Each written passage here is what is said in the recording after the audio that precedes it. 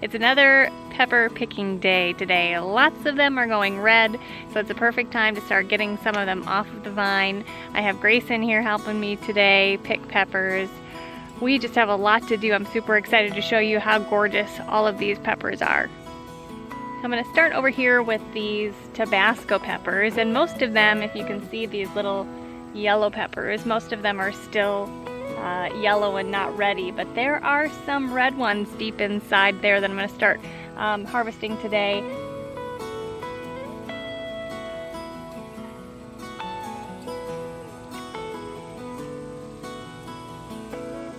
One thing that I learned the hard way this year is that when you're picking Tabasco peppers, they don't pick off with the top on them. They pick off just the pepper part, and the top is open, which is kind of, well, it makes the pepper hotness exposed to anything that touches it. So if I'm picking these with my fingers and accidentally get them on my finger and, you know, touch my mouth or my eyes, I just learned the hard way that I need gloves, so I've switched. So take note of that.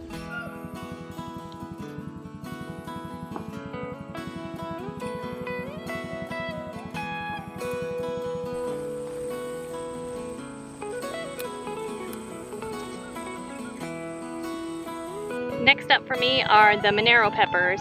It's getting late enough in the season now that they're actually starting to ripen on the vine. They're gorgeous, gorgeous, bright red.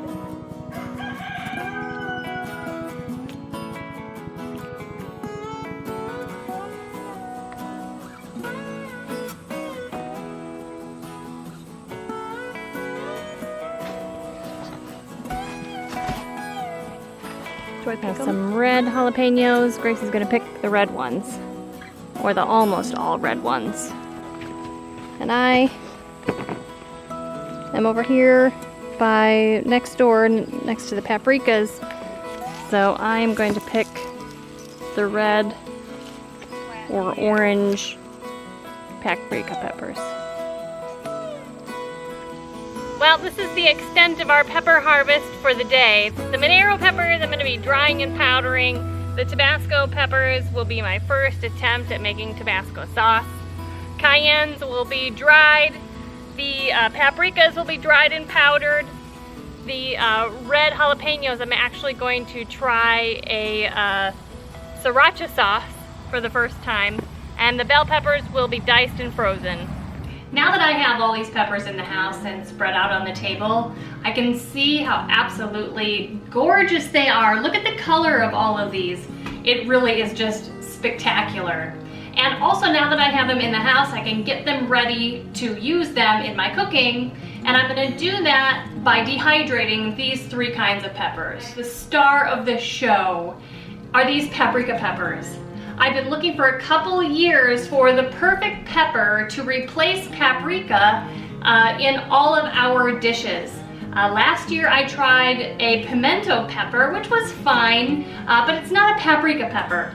This year I found this variety called Alma paprika, which I am trying. Come to find out, however, it really isn't a paprika pepper for powder. It should be used for stuffing and then pickling. But because I haven't found the perfect pepper to grind and replace my grocery store paprika, this year I'm going to try it out anyway. If you know a variety of paprika pepper that will be perfect to replace my grocery store paprika, please let me know in the comments below, because I've been searching and I want to find the perfect replacement. So today I thought I would just share with you a couple quick tips from me about the easiest way to dehydrate all of these guys in the dehydrator. Let's start with the chili peppers first. An awesome thing about most chili peppers, they are thin-walled, so they're not super thick on their flesh. And so you can actually just poke a few holes in each one, like 2 to 4 of them, and you can put them straight onto the dehydrator, just like this. That makes it so simple, so fast, and easy. If you'd like to, for instance, like in these cayenne peppers, a lot of times I will just pop the little stem parts off so I don't have to deal with them later. Poke holes in them and put them right onto the dehydrator. But if you don't want to, you don't have to. And I'm not gonna do that to all of these because I wanna use some of them as decoration.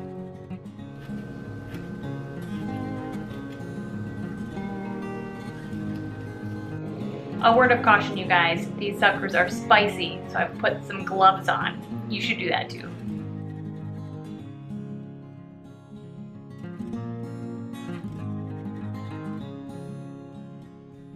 Did you know that spicy peppers can cause pancreatitis in dogs? Don't feed your dog spicy foods.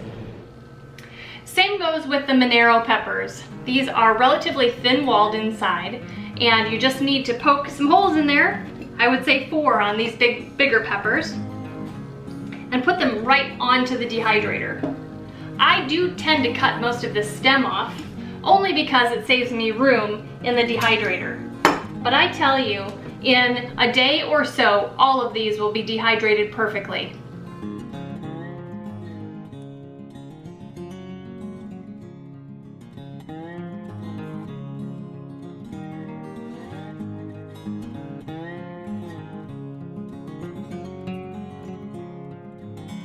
These paprika peppers, on the other hand, they have a thick flesh, so it's not as easy to just put them in there and have them dehydrate.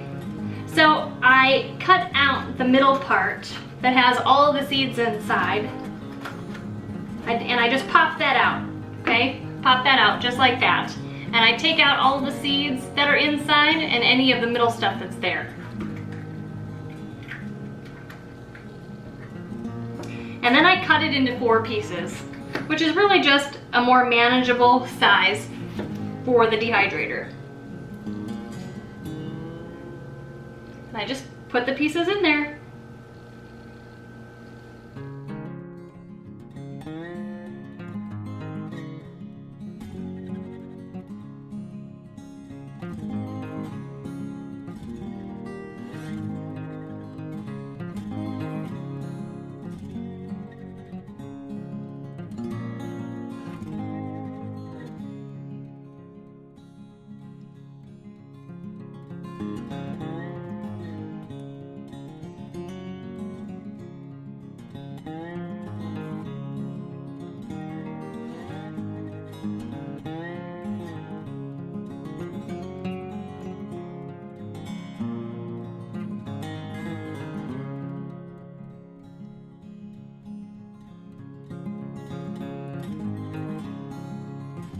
After these guys are done drying, I actually put them together and store them just temporarily in these plastic zip tie bags.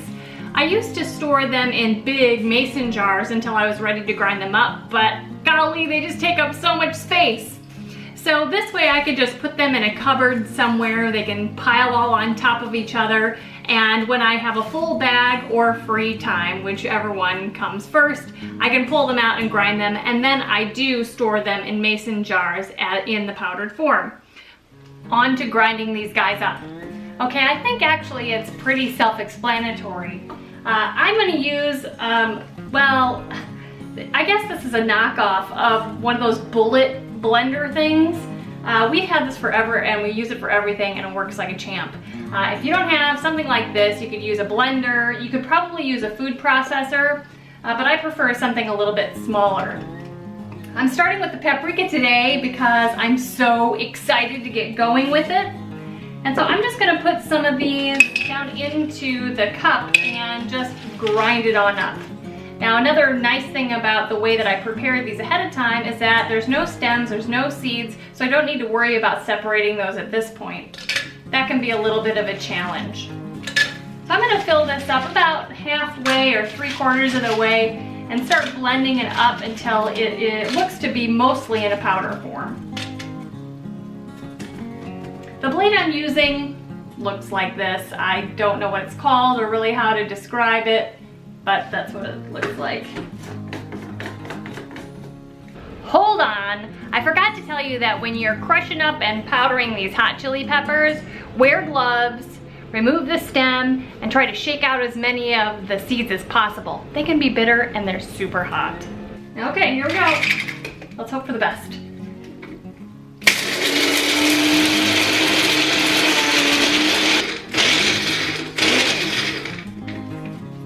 Now most of it is ground up. I Hi, you need to get down.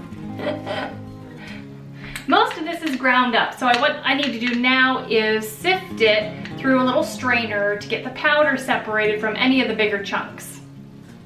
Now, a word of caution here, these are sweet peppers, so any of the powder that comes out of the cup isn't gonna burn your throat, kind of like pepper spray. But once you get to the hot peppers, you need to be careful. Not only when you take the top off, but when you start sifting it through the little strainer, be careful. Ask me how I know that. So I'm just gonna dump it in there, and then I'm just gonna be patient and just carefully tap that to get all of the powder out of there. And then I'll put the remainder of the big pieces back in there and load it up and start it all again. This year I'm going to store all of my powdered spices in jelly jars, and I'll tell you why. Last year I spent all summer growing these poblano peppers and drying them into ancho chilies, and when I went to powder them, I put them in a quart jar. My entire year's worth of powdered poblano peppers didn't even fill half of the jar, and I felt so deflated and like I had worked all summer for barely anything. And it ended up that it was just fine. I didn't end up using all of that anyway, but seeing a half empty rather than a half full jar of poblano powder made me so sad and discouraged. So this year I am storing them in jelly jars, because if I get a bunch of jelly jars, I'm gonna feel really good about myself. And to be honest with you, they will store better and stay fresh longer in smaller jars because I won't have to open them up as much. I'll just go from one to the other. There has to be some kind of psychological phenomena that explains why I feel better that my powder is in smaller jars than in an empty big jar. Well, I am pleased with the amount of paprika powder that I got in this batch. The bag that I used was only half full, and it ended up giving me 2 full jelly jars worth of paprika powder. Super exciting. Now, what I'm gonna do with both of these is I'm actually gonna use my vacuum sealer that I have a jar attachment to, so I'll vacuum seal this and make sure that it gets sealed up really nicely. I'll label it with the name and the year, and I'll put it on my spice shelf. So I have to get busy grinding up all the rest of these peppers and starting to mix up my spice mixes.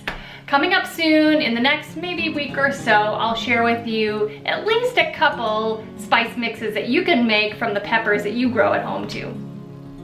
You guys, I hope you learned something today. I hope you enjoyed being out in the garden with Grace and I and seeing how I prepare the peppers for the dehydrator and then how I grind them up to mix them all year long. If you enjoyed this video and you're not a subscriber yet, right now is a perfect time to hit the subscribe button below. For all you traditionalists that come back 5 days a week for all of our videos, thank you so much. We appreciate you guys so much. Before you go, share this video on all your social media and have a great day. Thanks so much for stopping by the homestead. Take care and God bless.